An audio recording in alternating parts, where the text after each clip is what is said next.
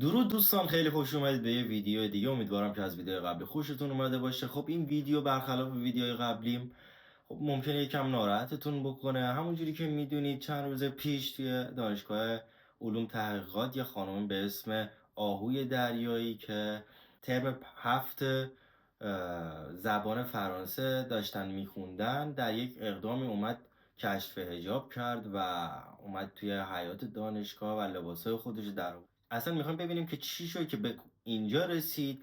یه چند تا سناریو هست که یه خیلیا میگن که این بیمار روانی بوده، یه سریا میگن که نه اینجوری نبوده و انقدری که روی این فرد فشار بوده مجبور شده به کشف حجاب.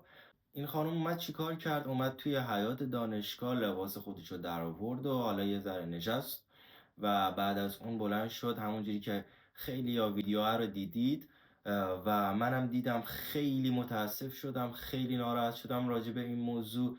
حالا در ادامه بهتون میگم ناراحتیم بیشتر از کجا بود.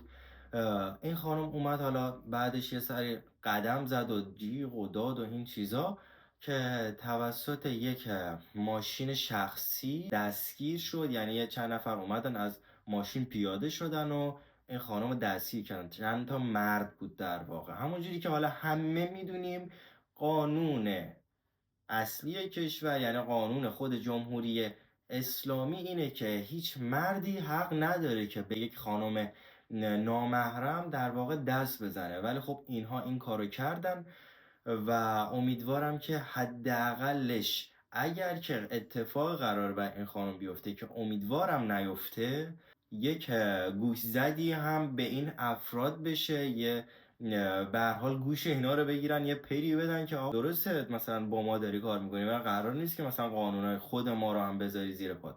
شاهدای عینی گفتن که موقعی که این خانم میخواستن سوار ماشین بکنن سرش میخوره به اون چارچوب در و باعث خونریزی میشه که طبیعتا داشته مقاومت میکرده از سوار شدن و توی همین حین و بین همینجوری خون میریزه و میگفتن که ماشین از روی خون این خانم رد شد و بعد از اون به یک مکانی منتقل شده که حالا خود خبرگزاری های دولت میگن که به بیمارستان روانی بوده و این خانم بیمار روانی بوده، مشکل داشته و الان تحت درمان و یه سری آزمایش داریم از این خانم میگیریم. ولی خب یه سری آدم دیگه هم هستن که میگن نه اینجوری نیست و این خانم الان زیر بار شکنجه توی کما رفته که در پی هم موضوع خیلی از دانشگاه توی کشور اومدن که تحسن کردن و خیلی ها اصلا کلاس هاشون رو شرکت نکردن و استادام وارد کلاس های خودشون نشدن به نشونه اعتراض. و اما یه چند تا خبر اومد بیرون از خبرگزاری‌های مختلف درون مرزی و برون مرزی. BBC اومد گفت که دو تا شاهد عینی بودن، یعنی توی پست در واقع اینو قرار داد که دو تا شاهد عینی داشتیم که گفتن این بیمار روانی بوده و از طرفی باعث آزار و اذیت همشاگردی‌هاش بوده و باعث ایجاد مزاحمت برای دانشگاهی‌ها بوده. خبرگزاری وابسته به بسیج یا حالا همون سپاه این هنجارشکنی رو به یک عملیات تروریستی تشبیه کرده که خیلی برای من عجیب بود که آقا مثلا چرا عملیات تروریستی کجا یا همچین چیزی کجا؟ حالا اگر که این مشکل داشته، بیمار روانی بوده که اون مثلا باید بره درمان بشه. اگر که نبوده، یه اعتراضی داشته که اونم مثلا یه عملیات تروریستی به نظر من حداقلش به حساب نمیاد.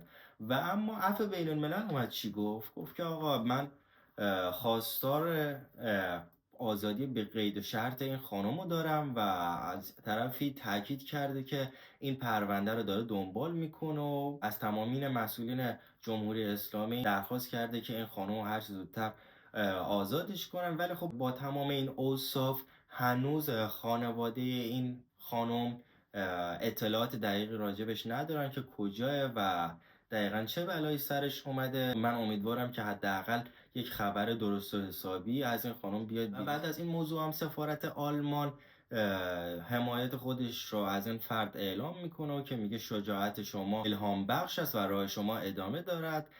و از طرف وکیل پایه دادگستری خانم مریم کیان ارسی، همونجوری که میدونی وکیل خانم کتایون ریاحی بازیگر سابق صدا سیما، اومده گفته که من پرونده این خانم رو بر عهده میگیرم به صورت رایگان و حمایت کرده. از طرف دیگه هم خانم کتایم ریاحی هم اومده حمایت خودش رو اعلام کرده. دکتر حسن باقرنیا استاد اخراجی دانشگاه گفته که این خانم با کاری که کرده زنجیرهای دینی رو از هم گسسته و به نوعی اعتراض خودش رو به این صورت نشون داده. ولی خب چی شد که اصلا این اتفاق افتاد؟ یعنی چیزی که روایتی که الان هست اینه که این خانم وارد دانشگاه میشه و موقعی که میخواست وارد کلاس بشه با گوشی همراه شروع میکنه از کلاس و استادی که داشته درس میداده و از بچه‌هایی که داشتن حالا درس گوش میدادن اینا فیلم برداری میکنه و که طبیعتا با واکنش استاد محترم حالا اون دانشگاه و شیوهای کلاس مواجه میشه که چرا داری فیلم میگیری و اینها، از کلاس میکننش بیرون.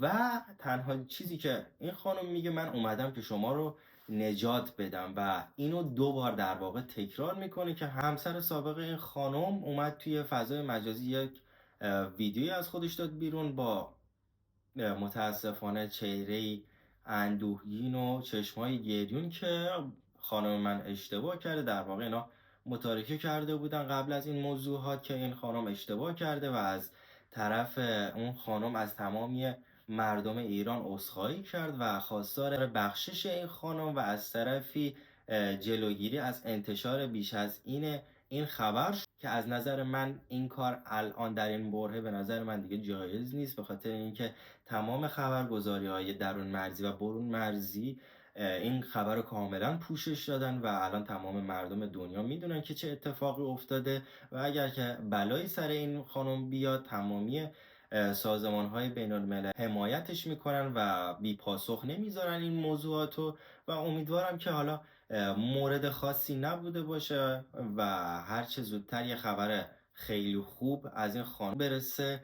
ولی چیزی که برای من خیلی ناراحت کننده بود اینو میخواستم بهتون بگم، این خانم اومد در واقع خودکشی کرد. چرا میگم خودکشی؟ به خاطر اینکه همه ما میدونیم که کسی که اعتراض میکنه به یک قانونی که توی جمهوری اسلامی هست یا چیزی داره حالا اعتراض خودشو مثلا فریاد میزنه به یک نحوی، در واقع داره خودکشی میکنه، چون ته اون مرگه و تمام افرادی که اونجا بودن داشتن میدیدن که این داره خودکشی میکنه.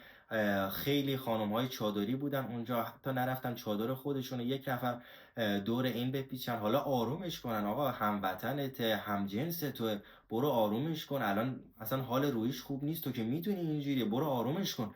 ولی هیچ کاری نکردن. هم شاگردی های خودش، هم کلاسی های خودش، هم دانشگاهی های خودش ویدیوی این خانم رو داشتن ضبط میکردن، میخندیدن و انتشار دادن که خیلی آزاردهنده هست این حالا اتفاقاتی که برای این خانم افتاده تا الان و ممکنه بیفته به یک طرف و از طرفی آبروی این خانم پیش خانواده خدشه‌دار شده و این چیز درستی نیست. به نوعی آینده این خانم توی ایران تباه شد. امیدوارم که دیگه همچین موردی پیش نیاد و هرچه زودتر از خبرگزاری هایی که داخل ایران هستن یا حالا خارج از ایران هستن خبرهای خوبی بشنویم و خبرهای امیدوار کننده بشنویم. مرسی که دوستان تا اینجای برنامه با من بود و وقت گرانبهاتون رو برای من گذاشتید. اگر که خوشتون اومد حتما این پایین نظرتون رو بنویسید و با لایکتون از من حمایت کنید. تا دیدار بعد، بدرود.